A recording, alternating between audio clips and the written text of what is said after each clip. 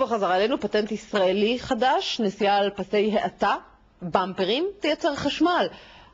הבמפרון לפי מפתחיו יביא חיסכון רב בחשמל. נאמר שלום לממציא הפטנט רון חן, שלום לך. ערב טוב. אז תגלה לנו איך במפרים שמציקים לנהגים אולי, אבל שומרים על הבטיחות, גם יועילו בייצור חשמל. מדובר במערכת של במפרים שעובדת בסדרה של כנפיים ומונחת על הכביש בעצם במקום אותם במפרים מאספלט שאנחנו מכירים.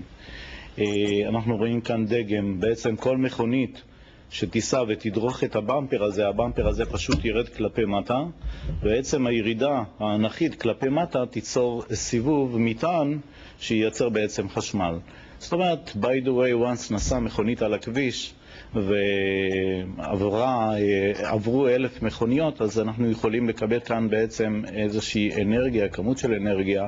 במקרה הזה על כל 1,000 מכוניות לפחות אנחנו יכולים לקבל עד 10 קילוואט לשעה.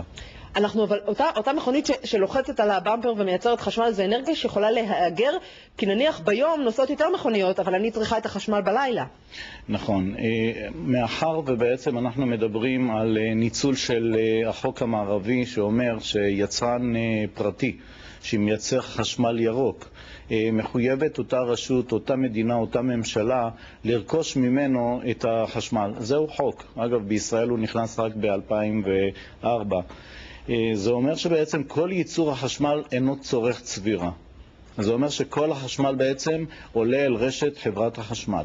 כן. זהו חוק, ולכן אין לנו כאן בעיה של צבירה, כי אם היינו צריכים לצבור את האנרגיה, הנצילות הייתה יותר נמוכה וההשקעה הייתה יותר גדולה. וכשאנחנו אומרים חשמל ירוק, אנחנו כמובן מתכוונים לחשמל שפחות מזיק לסביבה, שזה בהחלט מבורך, וחברת החשמל תקזז את הרשות, את המועצה, את מי שצריך, בגין אותו חשמל שנחסך ושנולד כתוצאה מהבמפרים. אכן, בעצם היום אנחנו מקבלים את החשמל כתוצאה בעצם משריפת פחם, תחנות כוח שמזהמות סביבה. אנחנו מדברים על תנועה שממילא מתקיימת, ובמקום במפרים קיימים בתוך שטחים מוניציפליים, אנחנו יכולים להניח בעצם את אותם במפרים מגומי שנדרכים, ואז נהג אינו מוקפץ. אותה אנרגיה שתיוצר בעצם, היא תזכה את ראש המועצה, את תושבי היישוב, מול חשבון הצריכה שמתקבל מחברת חשמל, לדוגמה, תאורת הרחוב. כן, כלומר זה יועיל לכל הצדדים. אגב, אנחנו רואים כרגע את הסרטון מן האתר שלכם שמדגים את הפטנט. מבחינת הסטטוס המסחרי שלו, זה כבר בר שימוש? כן, זהו פטנט שבעצם צריך עוד לעבור כמה אישורים שקשורים במשרד התחבורה. יש לנו כבר התחלה של התקשרות עם משרד התחבורה בעניין, אישורים, ברכת הדרך, אבל בסך הכל מדובר במוצר שהוא מוצר ידידותי. ומדוע ידידותי? בגלל שהבמפרים עד היום, שהם במפרים מאספלט, הם בסך הכל הקפיצו נהגים. גם נהג שנסע פחות מ-50 קמ"ש במוניציפלי הוקפץ.